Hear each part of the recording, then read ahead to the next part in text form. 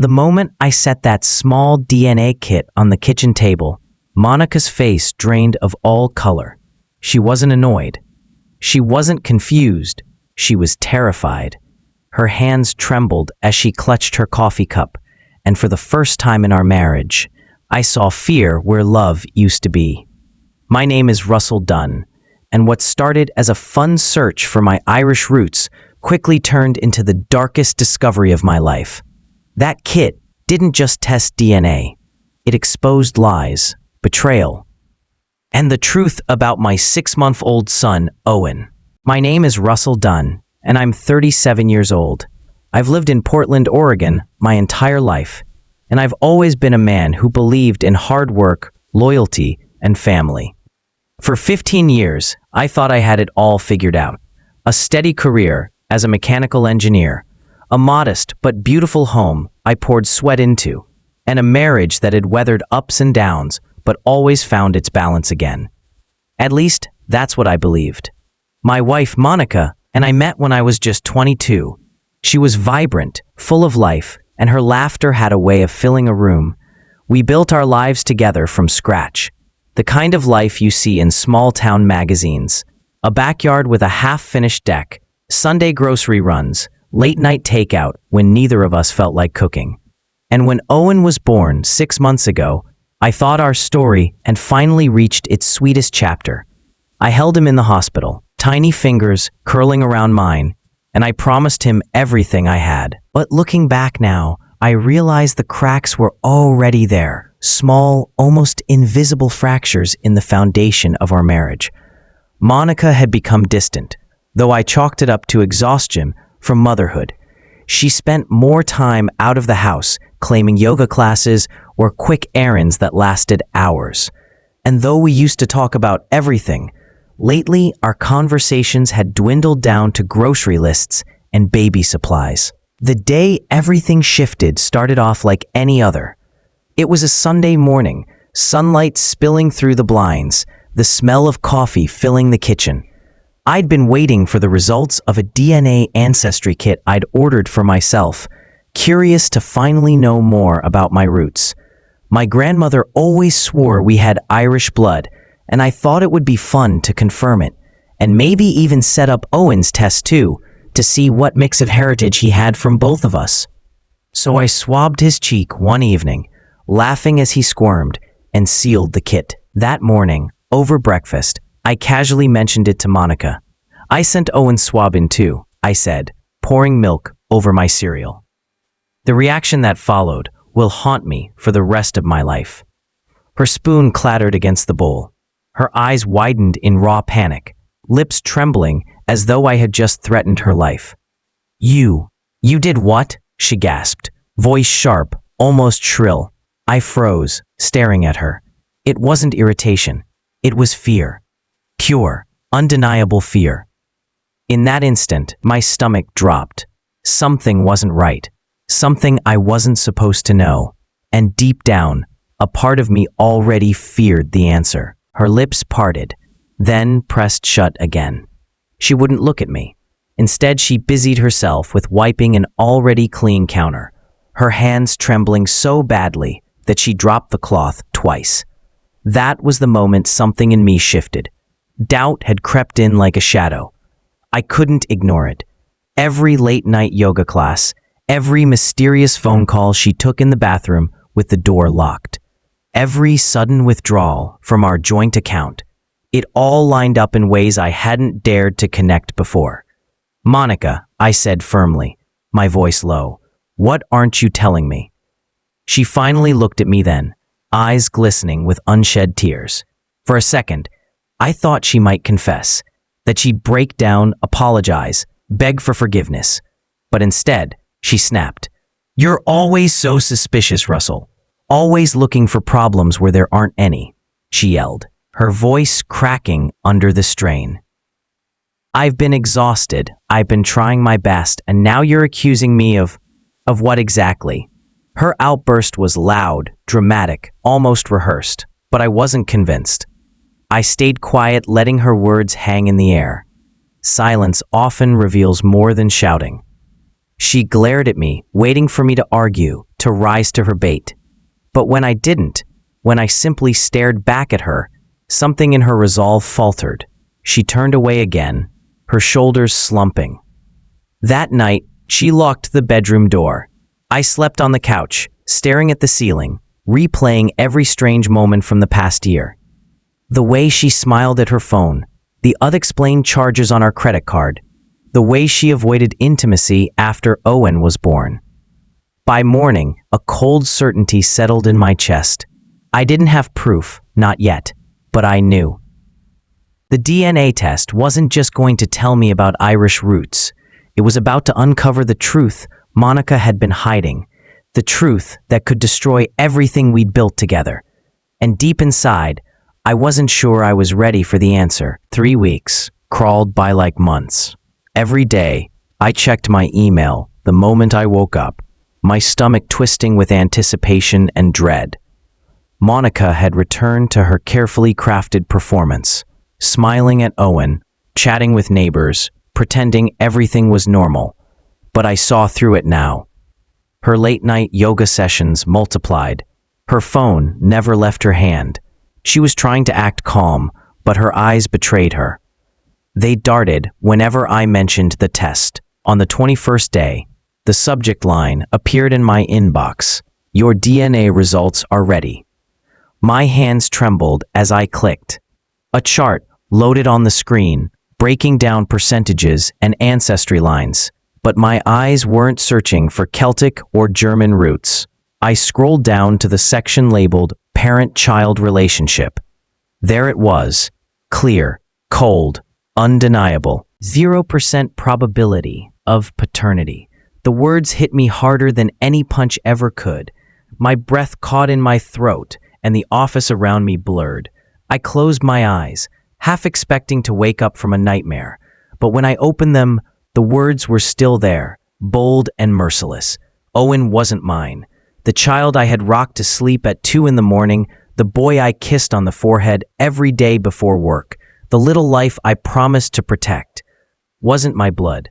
My mind spiraled. I thought about the hospital bills, the nursery I painted blue, the car seat I installed with care. I thought about the way Monica had smiled at me in the delivery room, whispering, "He looks just like you." Every memory warped into a cruel mockery. I couldn't breathe. I shut the laptop, pressed my palms against my eyes, and sat frozen for what felt like hours. My coworkers passed by my office, none of them aware that my entire life had just been ripped apart by a few lines of text. When I finally drove home, I didn't feel anger, not yet. I felt hollow, like someone had scooped the insides out of me and left nothing but an empty shell. That night I printed the report, folded it neatly, and placed it on the kitchen table. I didn't write a note. I didn't have to. The truth spoke louder than any words I could muster. Monica came home around 7. She looked tired, her gym bag slung over her shoulder. When she saw the folded paper on the table, her face drained of color. She didn't even have to open it to know. Her hands shook as she unfolded the page. I watched from the couch, silent. Her eyes skimmed the results once, twice, 3 times. And then she dropped into the chair, her breath ragged. "Russell," she whispered, her voice breaking. "I can explain." But I didn't want explanations. Not then. Not ever. I stood up slowly, set my house keys on the counter, and walked out the door. No words, no screaming, just the sound of the door clicking, shoo. And with that, the life I thought I had was gone. I sat in my truck that night, parked 2 blocks away, staring at the glow of our house through the windshield. My chest felt heavy, like a boulder was pressing against it.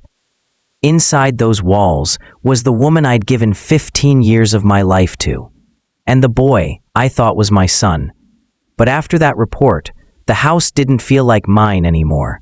Nothing did. When I finally went back in, Monica was sitting at the kitchen table, the DNA results still spread in front of her. She looked up at me with red, swollen eyes. The woman who once stood strong in every argument, who carried herself with sharp confidence, was crumbling. "Russell," she whispered, her voice hoarse. "Please, let me explain." I dropped my keys back onto the counter, the clink echoing in the silence. "Explain what, Monica? That the child I've been raising for 6 months isn't mine? That you've been lying to me every single day since he was born?" Her lips trembled. She reached for me, but I stepped back. The sight of her hands I had once trusted, now felt foreign.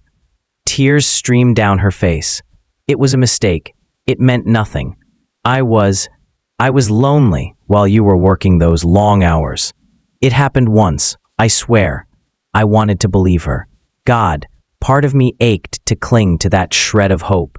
But the math didn't lie. One night wasn't enough to build a secret like this. And the way she had panicked when I mentioned the DNA test, that wasn't the fear of a one-time slip-up. That was the terror of a woman who had been hiding a double life. I didn't yell. I didn't throw things. The anger wasn't loud. It was cold, steady, and deliberate. "Who is he?" I asked. She froze, eyes wide like a deer in headlights. That pause gave me my answer. "Who is he, Monica?" I repeated, my voice sharp as broken glass. Her shoulders slumped. "His name is Ethan. He's no one. No one. No one." That's what she called the man who fathered the child I'd been cradling. The words cut deeper than the truth itself. I walked past her, into our bedroom, and began packing a bag. She followed me, sobbing, grabbing at my arm. "Please, don't do this. We can fix it. Owen needs you." That last part made me stop. Owen. My stomach twisted. The boy was innocent in all of this. None of it was his fault. And yet, every time I looked at him, I would see Ethan's shadow. I zipped my bag, slung it over my shoulder, and turned to face her one last time.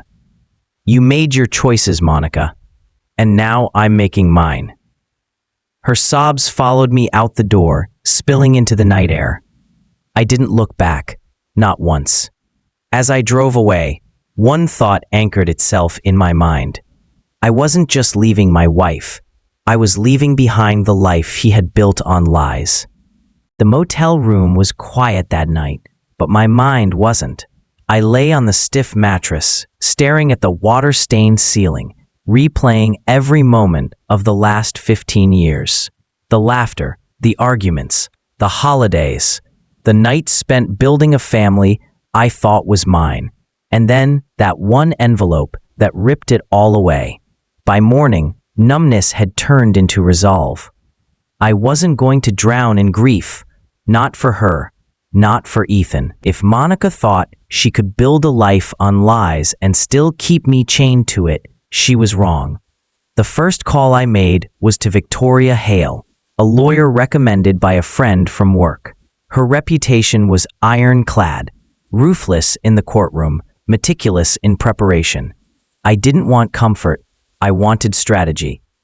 Her office smelled of leather and old books, walls lined with degrees and plaques. She greeted me with a firm handshake, her eyes sharp, calculating. I slid the DNA results across the desk. She studied them quietly, then looked up at me. "Mr. Dunn, I won't sugarcoat this. What your wife did isn't just betrayal, it's fraud. Financial, emotional, legal. You've been misled into raising a child that isn't biologically yours, and the courts in Oregon take that seriously." Her words were clinical, but they hit like hammers. Fraud. That's what my marriage had been reduced to. She leaned forward, folding her hands. "If we move quickly, we can build a case not only for divorce, but also for financial restitution. But I'll need more than just this report. I'll need evidence, patterns of deceit, paper trails, witnesses, if possible." I nodded, jaw tight. "I'll get you whatever you need." That became my mission. I started combing through our bank statements. That's when I saw the withdrawals, large ones, timed with Monica's so-called yoga nights. Thousands disappearing in chunks. Rent payments to an apartment complex across town. I printed every page, highlighting the evidence until my printer ran out of ink. Next were the phone records. Hours of late-night calls to the same number. Ethan's. I didn't even need to look him up. I already knew. Still, I documented everything. Every call, every text notification I'd glimpsed over her shoulder. And then there was the voicemail. One night, while Monica was in the shower, her phone buzzed. I shouldn't have touched it, but curiosity had long since been replaced by necessity. I hit play. Ethan's voice filled the room. I miss you. Can't wait to see you tomorrow. Tell Russell whatever you have to. I recorded it on my phone, saved it to 3 different backups. Proof. Hard, undeniable proof. Piece by piece, Monica's carefully built web was unraveling. And the more I uncovered, the stronger my case became. But with every new discovery, the anger inside me deepened. This wasn't just infidelity. This was a conspiracy, planned, executed, and sustained while I worked overtime to provide for the very life she was dismantling. By the end of that week, I returned to Victoria's office with a folder so thick it barely fit in her briefcase. She smiled faintly, though her eyes stayed serious. "Mr. Dunn," she said, "you've just armed us with everything we need." For the first time since the results arrived, I felt a flicker of control. Monica had taken my trust, my family, my peace. But I was about to take back everything else. It didn't take long for Ethan to make himself known. One night, as I pulled into the driveway of my house, the house that was still legally mine, I saw him. Leaning against his car like he owned the place, cigarette dangling from his lips, eyes fixed on me with smug defiance. "Russell," he drawled, flicking the cigarette to the ground, "we should talk." I tightened my grip on the steering wheel before stepping out. He was taller than I expected, broad-shouldered, the kind of guy who thought his charm and swagger made him untouchable. His shirt was half unbuttoned, his grin lazy but edged with arrogance. "What could you possibly have to say to me?" I asked flatly. He shrugged. "Just that you don't need to make this harder than it has to be. Monica's with me now. Owen's my son. You walking away clean is the best thing for everyone." The audacity of it nearly made me laugh. He stood there on my property, telling me to walk away from the life I'd built, as if he had any rig. I stepped closer, my voice low and cold. "You're trespassing, and let me make something clear. You're not taking anything from me without a fight." His smirk faltered for a second, but he recovered quickly. "Fight? Man, you've already lost. She doesn't love you. She never did. You were just convenient." The words landed like blows, but I refused to give him the satisfaction of a reaction. Instead, I pulled out my phone and snapped a picture of him standing on my driveway. "That's enough," I said. "Leave, or the cops will handle it." He sneered, muttered something under his breath, and climbed into his car. The engine roared as he sped off, leaving skid marks on the pavement. My hands shook, but not from fear, from fury. Ethan wasn't just some fling. He was actively trying to erase me, to replace me. The next morning, I told Victoria about the encounter. Her eyes narrowed. "Good. Keep documenting. If he tries to intimidate you again, we'll add harassment and trespassing to the case. The more reckless he gets, the better for us." And reckless was exactly what he became. A week later, Ethan confronted me again, this time at a grocery store. I was in the parking lot, loading a bag of groceries into my truck, when I felt a shove from behind. "You think you're smarter than me?" he snarled, his breath reeking of alcohol.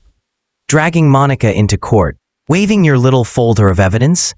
You think the judge cares?" I didn't shove back. I pulled out my phone and hit record. That pushed him over the edge. He lunged at me, fist swinging. It clipped my jaw, pain radiating instantly. Shoppers screamed. Someone shouted they were calling the police. By the time officers arrived, Ethan was still cursing, still thrashing against the people trying to hold him back. He was arrested for assault right there in the parking lot. And as I watched him being shoved into the back of a squad car, I realized something. Ethan's arrogance wasn't just going to destroy him. It was going to hand me everything I needed in court. The courthouse smelled faintly of polished wood and nerves. Rows of benches creaked as people shifted, whispering while waiting for their cases. I sat at the front with Victoria, my folder of evidence neatly stacked between us. My palms were sweaty, but my mind was sharp. This was it. The day Monica's lies and Ethan's arrogance would be stripped bare under the eyes of the law. Across the aisle, Monica sat hunched, her hair pulled back in a messy bun. Her once confident posture was gone. She looked smaller somehow. Fragile. Ethan sat behind her, arms crossed, jaw clenched, glaring at me like a predator caged. He wasn't allowed to testify, thanks to his arrest, but his presence was a storm in the room. At precisely 9 a.m., the judge entered, robes flowing, gavel striking the wood. The air tightened with gravity. Case number 2458, Dunn versus Dunn. Victoria stood, her voice crisp, every word deliberate. She presented the DNA results first, sliding them across the judge's bench. Your Honor, these prove with scientific certainty that my client, Russell Dunn, is not the biological father of the child in question. The judge adjusted his glasses, reading carefully. He nodded. Noted. Next came the bank records. Victoria laid them out like a timeline of betrayal.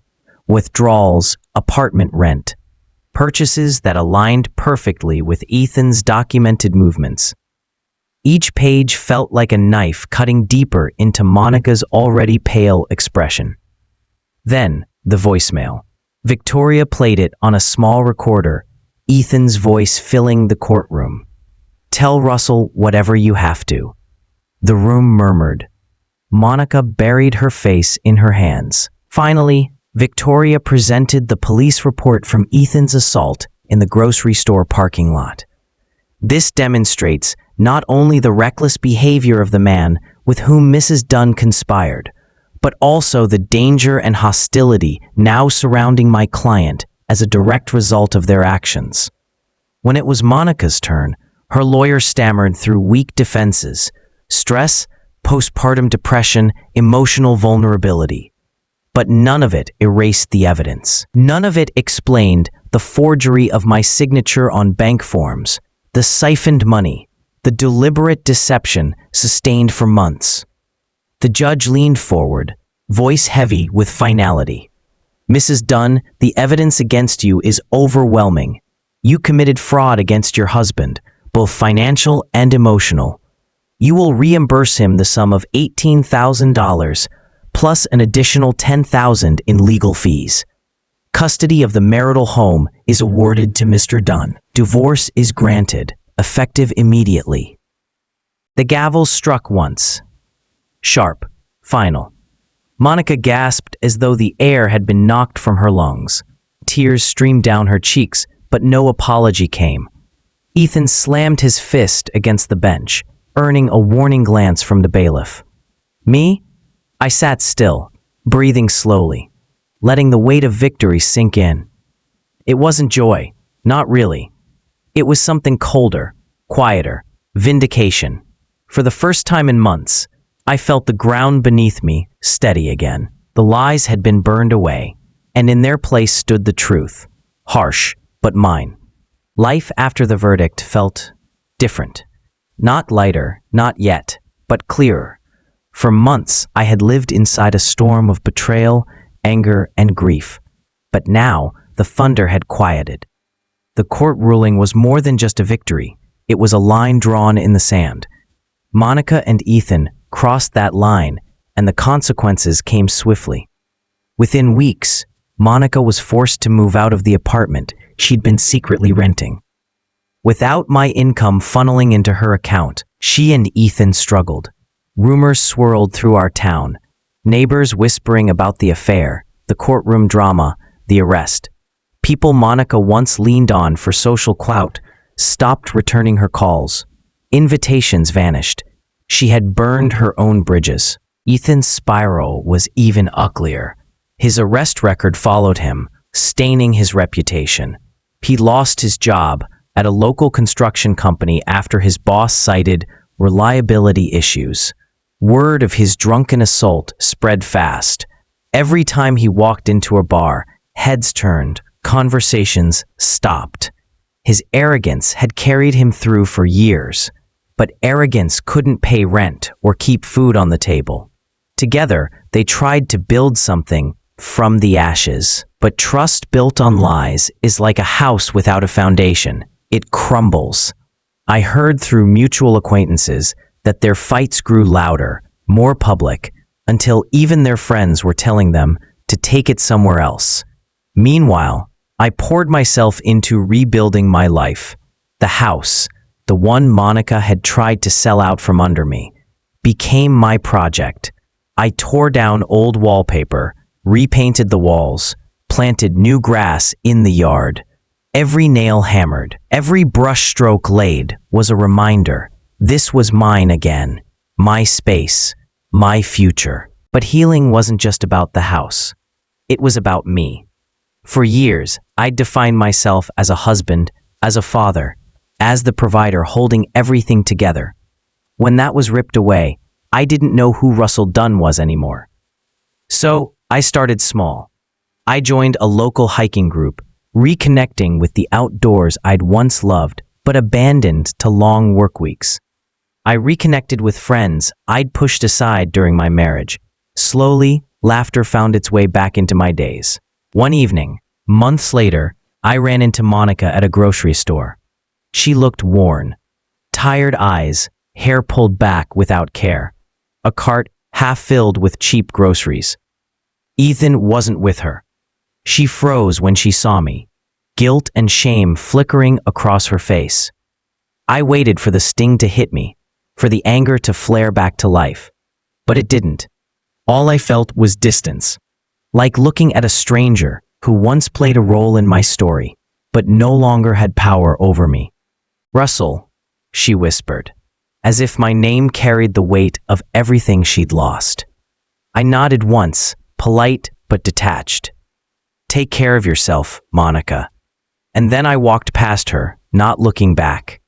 That night, for the first time in a long time, I slept without dreams of betrayal or revenge. The chapter was closed, and those scars remained.